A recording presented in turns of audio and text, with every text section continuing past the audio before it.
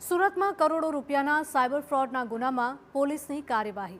ઉધના પોલીસને વધુ 5 આરોપીની ધરપકડ કરવામાં સફળતા મળી છે।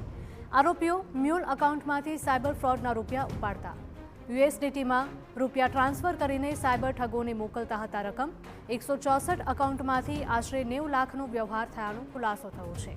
આરોપીઓના ઘર અને ઓફિસમાંથી પોલીસે મુદ્દામાલ જપ્ત કર્યો। સોના ચાંદીના ઘરેણાં સહિત કુલ 2 કરોડ 60 લાખનો મુદ્દામાલ જપ્ત કરાયો છે। આ ગુનામાં અગાઉ 25 આરોપીની પોલીસે કરી હતી ધરપકડ।